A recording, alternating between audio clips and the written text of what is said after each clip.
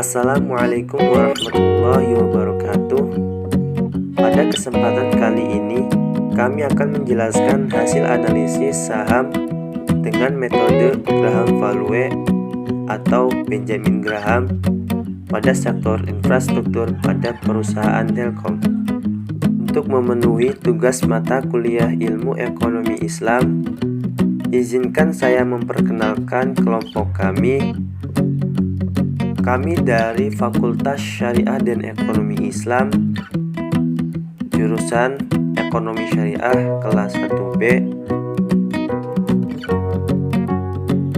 Berikut nama-nama kelompok kami. Yang pertama, Anzara Rizky Dania Ningsih dengan NIM 2108 20404093. Yang kedua ada Danisha Anwar dengan NIM 2108204101. Dan kemudian Imam Iqbal Musadad dengan NIM 2108204091. Berikut analisis saham menggunakan metode Graham-Value atau Benjamin Graham pada perusahaan Telkom.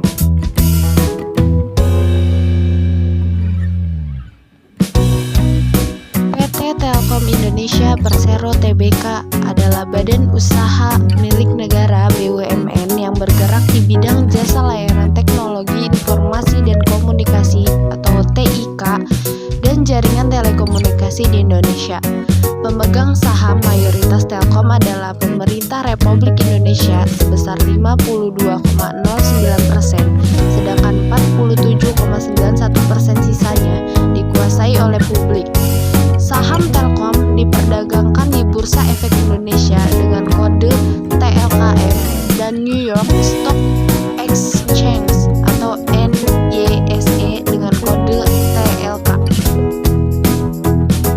Dalam upaya bertransformasi menjadi digital telecommunication company, Telkom Group mengimplementasikan strategi bisnis dan operasional perusahaan yang berorientasi kepada pelanggan.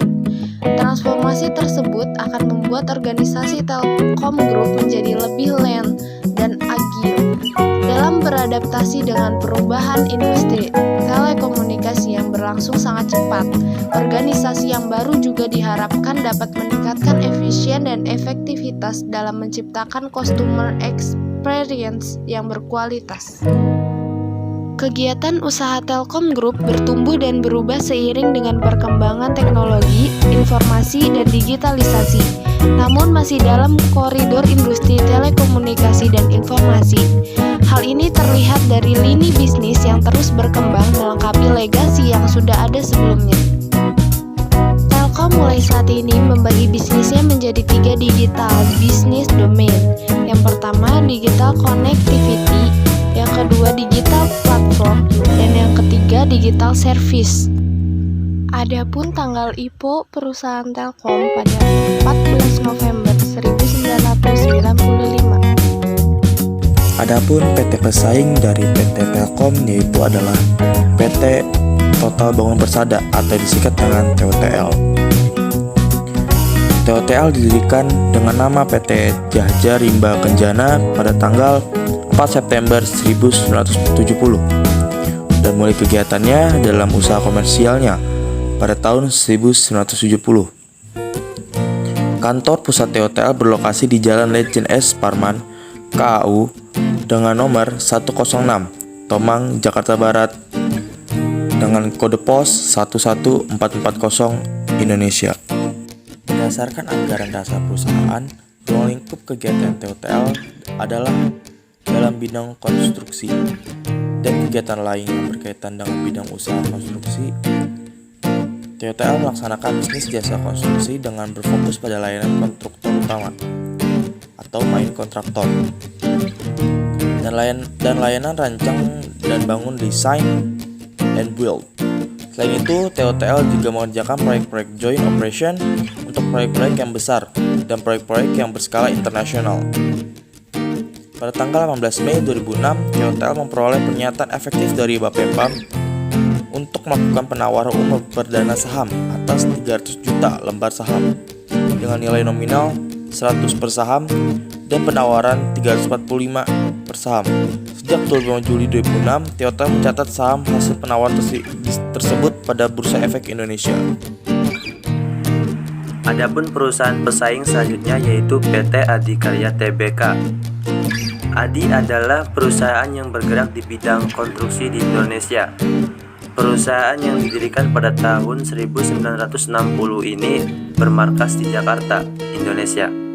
Selain kantor pusat di Jakarta, perusahaan ini juga memiliki 6 divisi yang berkantor di Medan, Palembang, Jakarta, Surabaya, Balikpapan, dan Makassar. Terhitung sejak tanggal 1 Juni 1974, Adi menjadi perseroan terbatas berdasarkan pengesahan Menteri Kehakiman Republik Indonesia. Perusahaan ini merupakan perusahaan konstruksi pertama yang terdaftar di Bursa Efek Indonesia sejak 18 Maret 2004, di mana pada akhir tahun 2003 negara Republik Indonesia telah melepas 49% kepemilikan sahamnya kepada masyarakat melalui mekanisme initial public offering. Keuangan perusahaan untuk aset tahun 2011 sampai tahun 2020 mengalami kenaikan rata-rata sebesar 9,49%. Untuk hutang pada tahun 2011 mengalami penurunan rata-rata sebesar 24,98%, dan untuk tahun 2012 sampai tahun 2020 mengalami kenaikan sebesar 13,34%. Dan untuk modal pada tahun 2011 sampai tahun 2018 mengalami kenaikan rata-rata sebesar 13,28%, dan pada tahun 2019 mengalami penurunan sebesar 0,05%, dan pada tahun 2020 mengalami kenaikan rata-rata 3,10%. Begitupun nilai buku, sama seperti nilai modal. Dan pada tahun 2021 pada kuartal 1 liabilitasnya sebesar 129 miliar, ekuitas sebesar 127 miliar, dan jumlah aset sebesar 257 miliar. Dan pada kuartal 2 liabilitas sebesar 153 miliar, ekuitas sebesar 110 miliar, jumlah aset sebesar 263 miliar.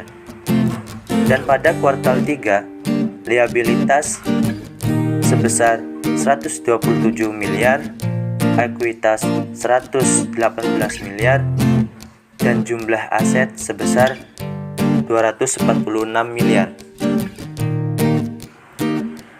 Berikut hasil analisis metode Benjamin Graham dibanding perusahaan pesaing dari tahun 2012 sampai tahun 2021. Historis EPS perusahaan TOTL 2012 sebesar 51,51, pada tahun 2013 sebesar 56,98, pada tahun 2014 sebesar 48,02, pada tahun 2015 sebesar 56,10, pada tahun 2016 sebesar 64,89, pada tahun 2017 sebesar 67,82, pada tahun 2018 sebesar 59,95, pada tahun 2019 sebesar 51,47, pada tahun 2020 sebesar 11,94, dan pada tahun 2021 sebesar 28. CAGR 3,891%. Dan pada perusahaan Adi tahun 2012 dan tahun 2013 tidak memiliki historis EPS, dan pada tahun 2014 sebesar 91,74, tahun 2015 sebesar 130,59, tahun 2016 sebesar 88,49.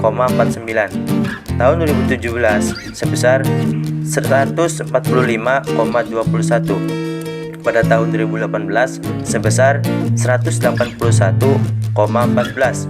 Pada tahun 2019 sebesar 186,77. Pada tahun 2020 sebesar 6,66. Pada tahun 2021 sebesar 5. CAGR-nya 0,35%. Dan untuk perusahaan Telkom tahun 2012 sebesar 129,72. 2013 143,39. 2014 sebesar 216,49. 2015 sebesar 235,38. 2016 sebesar 294,48. 2017 sebesar 330,11. 2018 sebesar 272,34. 2019 sebesar 278,53. 2020 sebesar 209,97 dan 2021 sebesar 288. CAGR 0,09%. Berikut tabel compare antar perusahaan kuartal 2 2021. Price 1 Juli perusahaan TOTL sebesar 302 dan perusahaan Telkom sebesar 3.150 dan perusahaan Adi sebesar 6.418. BVPS perusahaan TOTL 0,343%, perusahaan Telkom 22,23% dan perusahaan Adi 10,697%. DER perusahaan TOTL 0,978%, perusahaan Telkom 1,39% dan perusahaan Adi 1,23%. ROE perusahaan TOTL 26,51%, perusahaan Telkom 114,15% dan perusahaan Adi 30,63%. Dividend yield perusahaan TOTL 3,04%, perusahaan Telkom 4,73% dan perusahaan Adi 3,69%.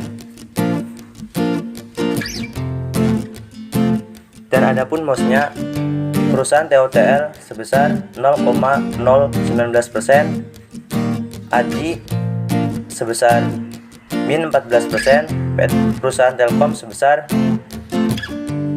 0,31%. Itu saja yang dapat kelompok kami sampaikan mengenai analisis Benjamin Graham pada perusahaan Telkom. Kurang lebihnya mohon maaf. Wallahul muwaffiq ila aqwamit thoriq. Wassalamualaikum warahmatullahi wabarakatuh.